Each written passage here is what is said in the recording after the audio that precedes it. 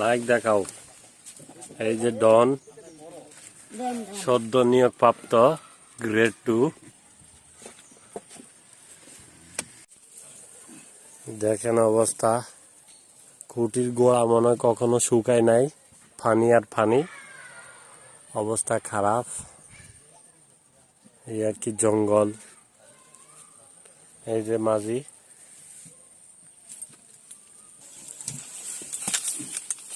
সাবধানে বেল লাগালাম,